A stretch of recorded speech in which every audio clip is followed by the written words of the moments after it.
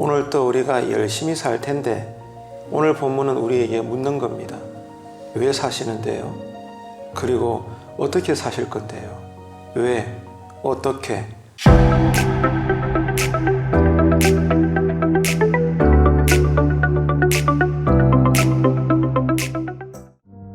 우리는 주의 두려우심을 알므로 사람들을 권면하거니와 우리가 하나님 앞에 알려졌으니 또 너희의 양심에도 알려지기를 바라노라. 우리가 다시 너희에게 자천하는 것이 아니요 오직 우리로 말미암아 자랑할 기회를 너희에게 주어 마음으로 하지 않고 외모로 자랑하는 자들에게 대답하게 하려 하는 것이라. 우리가 만일 미쳤어도 하나님을 위한 것이요 정신이 온전하여도 너희를 위한 것이니 그리스도의 사랑이 우리를 강권하시는도다. 우리가 생각하건대 한 사람이 모든 사람을 대신하여 죽었은즉 모든 사람이 죽은 것이라. 그가 모든 사람을 대신하여 죽으심은 살아있는 자들로 하여금 다시는 그들 자신을 위하여 살지 않고 오직 그들을 대신하여 죽었다가 다시 살아나신 이를 위하여 살게 하려 함이라. 그러므로 우리가 이제부터는 어떤 사람도 육신을 따라 알지 아니하노라. 비록 우리가 그리스도도 육신을 따라 알았으나 이제부터는 그같이 알지 아니하노라. 그런즉 누구든지 그리스도 안에 있으면 새로운 피조물이라. 이전 것은 지나갔으니 보라 새 것이 되었도다. 모든 것이 하나님께로서 났으며 그가 그리스도로 말미암아 우리를 자기와 화목하게 하시고 또 우리에게 화목하게 하는 직분을 주셨으니 곧 하나님께서 그리스도 안에 계시사 세상을 자기와 화목하게 하시며 그들의 죄를 그들에게 돌리지 아니하시고 화목하게 하는 말씀을 우리에게 부탁하셨느니라. 그러므로 우리가 그리스도를 대신하여 사신이 되어 하나님이 우리를 통하여 너희를 권면하시는 것 같이 그리스도를 대신하여 간청하노니 너희는 하나님과 화목하라. 하나님이 죄를 알지도 못하신 이를 우리를 대신하여 죄로 삼으신 것은 우리로 하여금 그 안에서 하나님의 의가 되게 하려 하심이라. 오늘 또 우리가 열심히 살 것입니다. 성도의 신분과 이름으로 그렇게 살게 될 것인데 오늘 본문에 의하면 성도가 산다는 것은 두 가지 질문에 대해서 우리가 바른 대답을 가지고 신앙 고백을 한다는 뜻입니다. 그 질문이라는 것은 이런 것입니다. 왜 사십니까? 어떻게 사십니까? 이것입니다. 오늘 또 우리가 열심히 살 텐데 오늘 본문은 우리에게 묻는 겁니다. 왜 사시는데요? 그리고 어떻게 사실 건데요? 왜? 어떻게? 이 질문을 오늘 본문은 우리에게 던지고 있고 우리는 진리를 알고 있는 사람들이기 때문에 여기에 대한 바른 대답을 해야 하는 것입니다. 오늘 본문은 이 두 가지 질문에 대해서 우리가 어떻게 대답을 해야 되는지 잘 말씀해 주고 있는데요. 오늘 본문에서 사도 바울은 특별히 고린도 교회 안에 일부 성도들 사이에서 바울의 이 사도권에 대해서 의심을 받고 있는 상황입니다. 너는 주님의 사도가 아니다. 12명의 직계 제자가 아니지 않냐. 이렇게 사도 바울이 하나님으로부터 보냄을 받은 사도가 아니라는 그런 사도권에 대한 의심을 받고 있는 그쯤에 있는 것입니다. 그래서 사도 바울은 아니라고, 나는 주님으로부터 부름을 받은 분명한 그런 사도라고 이렇게 강하게 천명을 하고 있는데 자신의 인생관, 신앙관에 대해서 분명히 밝히고 있습니다. 몇 가지가 되는데요. 첫째로 사도 바울은 콜람데오를 이야기합니다. 콜람데오, 하나님 앞에서라는 뜻이에요. 바울은 무엇보다도 하나님 앞에서 살았습니다. 그토록 뜨겁게 간절하게 열심히 바늘 하나 찔러도 들어가지 않을 만큼 콜람데오의 신앙으로 살았습니다. 하나님 보시는 앞에서 살았다는 거예요. 사도 바울에 있어서 하나님은 이런 분입니다. 역사의 종말에 반드시 세상을 심판하시는 공의로우신 하나님이십니다. 그래서 사도 바울은 이런 하나님 앞에서 정말로 진실되게 그 하나님을 경외하는 삶을 살았다는 겁니다. 다시 말해서 사도 바울은 이 사실을 분명히 알고 있었습니다. 하나님이 바울 자신을 부르셨고 또 갈 길을 정하셨고 할 일에 대해서 알려주셨다는 것. 부르셨다, 정하셨다, 알게 해주셨다. 이 진리에 대해서 바울은 분명히 깨달았다는 겁니다. 그리고 이런 자신의 사명, 인생관, 신앙관에 대해서 마치 자화자찬하듯이 고린도 교회 성도들 앞에서 조금도 부끄러움 없이 강하게, 담대하게 나는 이런 사람이다 라고 그렇게 말하고 행동했습니다. 하지만 성도들 입장에서는 사도 바울의 이런 모습이 마치 미친 것 같이 아주 교만한 사람 같이 그렇게 보였다는 거죠. 그런데 중요한 것은 바울이 일부 성도들이 사람들이 이런 오해를 가지고 있더라도 조금도 흔들리지 않았다는 겁니다. 이유가 뭐죠? 그의 양심입니다. 바울이 가지고 있는 이 양심이 하나님 앞에서 부끄럽지 않다는 거예요. 남들이 나에게 오해를 안 하면 좋겠지만 오해를 한다고 해도 나는 개의치 않는다는 겁니다. 왜요? 공의로우신 하나님 앞에서 내 양심이 부끄럽지 않으니까. 그렇기 때문에 바울은 조금도 흔들리지 않았던 것입니다. 이 모습은 이 새벽에 우리에게 큰 교훈이 됩니다. 우리도 마찬가지라는 거예요. 눈에 보이는 외모나 소유나 환경 따라서 여러분 판단하지 마십시오. 또 누가 나를 판단한다고 해도 흔들리지 마십시오. 우리에게 뭐가 있습니까? 바울의 고백처럼 믿음의 양심이 있잖아요. 오늘도 믿음의 양심이 하나님 앞에서 여러분 부끄럽지 않다면 진리 안에서 담대하시고 자유하시는 이 하루에 하나님 나라의 삶이 되시기를 축복합니다. 이게 중요한 거예요. 자, 두 번째, 사도 바울은 어떤 인생을 살았는가, 또 달려가고 있는가? 그리스도의 사랑입니다. 그리스도의 사랑으로 살았다는 거예요. 바울은 정말로 열심히 복음을 전했지 않습니까? 이방인들을 대상으로. 이 복음 사역이 그저 자기의 열정으로 시작한 그런 일이라면 환난을 당할 때마다 환멸을 느끼고 진작에 그만두었을 것입니다. 하지만 지금도 오해를 받으면서까지라도 자신의 사도권이 의심을 받는 상황임에도 불구하고 이방인들을 향한 밤낮으로의 이 복음 사역은 그저 내 안에서 나오는 열정이 아니라는 거예요. 바울은 오해를 받아도 의연했습니다. 왜냐하면 그리스도의 사랑으로 시작한 복음 사역이기 때문입니다. 그 동기가 그리스도의 사랑입니다. 십자가 은혜를 체험했기 때문입니다. 이 은혜에서 예배를 드리고 복음을 전하고 구제하고 봉사하고 교회 안에서 사는 것이나 교회 바깥에서 사는 것이나 가정생활이나 직장생활이나 다 똑같다는 거예요. 내가 사는 이유, 삶의 존재 방식, 여러분 이 삶의 모든 이유들 하나하나 내가 왜 먹는가, 자는가, 돈을 버는가, 사람들을 만나는가, 내가 왜 분노하는가, 내가 왜 즐거워하는가, 슬퍼하는가, 애통하는가, 뭐든지 간에 내 안에 그 모든 동기의 시작은 그리스도의 사랑이라는 겁니다. 이 그리스도의 사랑으로 오해를 받더라도 자신은 복음을 전하는 것이고 그 사랑 때문에 어떤 지탄의 대상이 내가 된다 할지라도 괜찮다. 나는 죽을 때까지 복음을 전할 거다. 무엇 때문에? 그리스도의 사랑 때문에. 이것을 지금 천명하고 있는 거예요.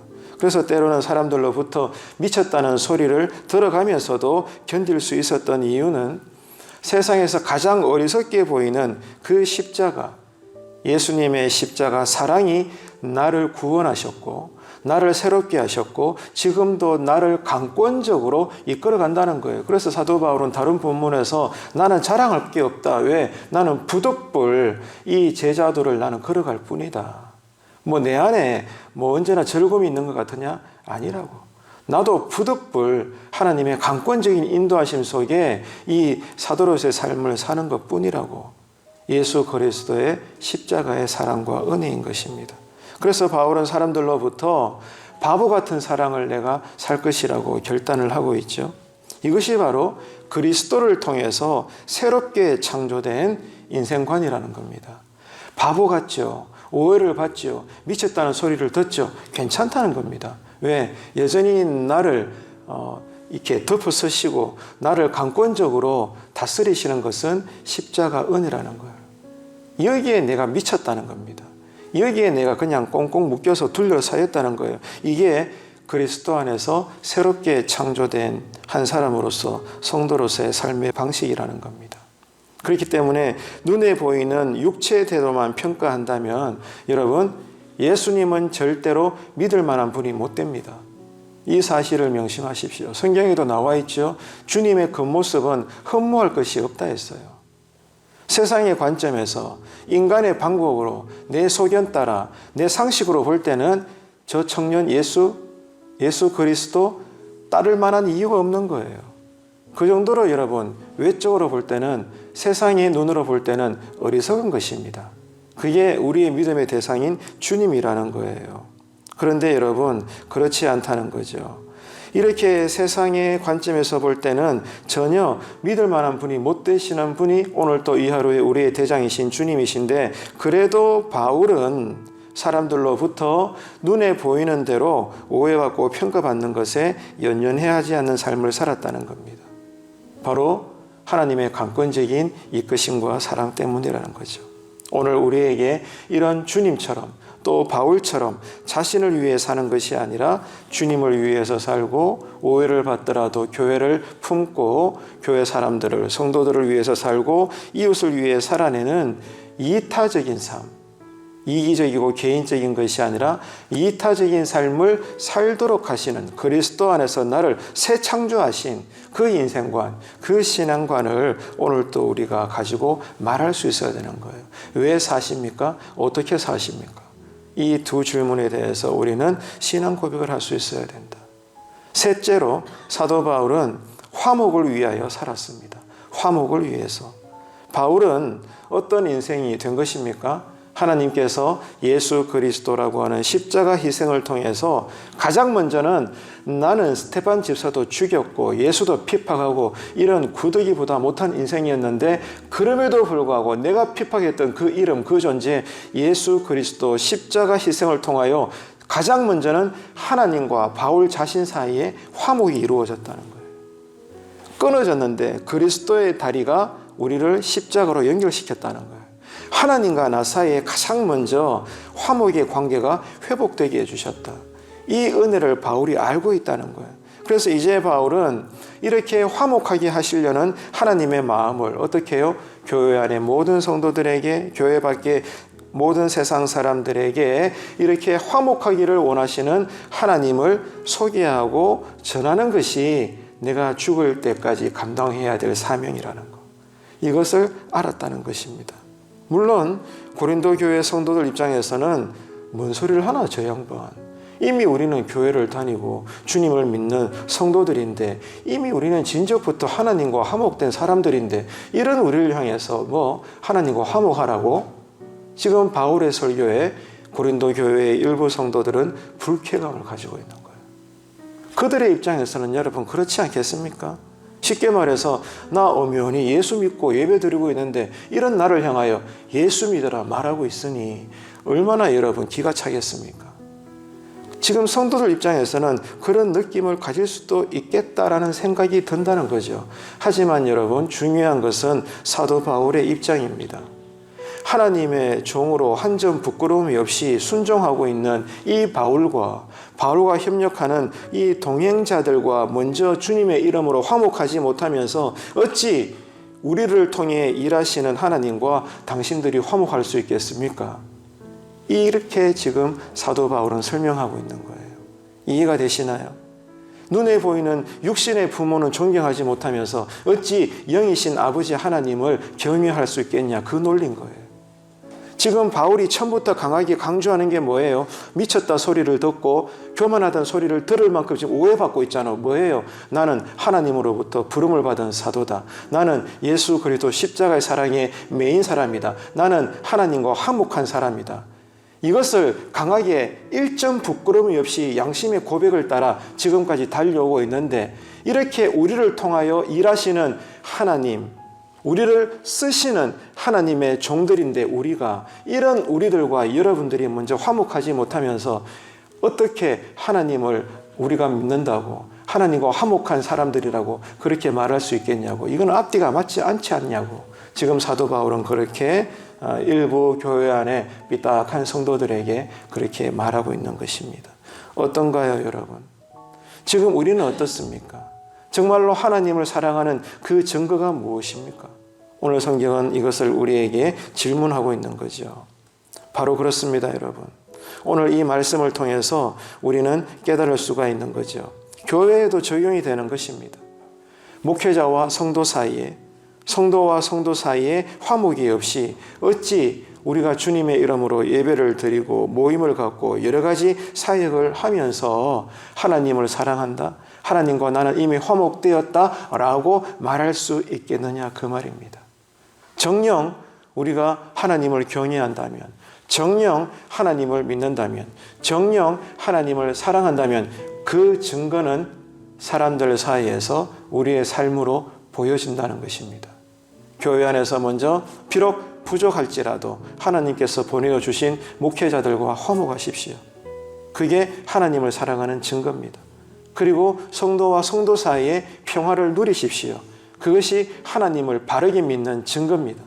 그리고 가정에서 육신의 부모님을 사랑하시고 존경하시고 효도하십시오.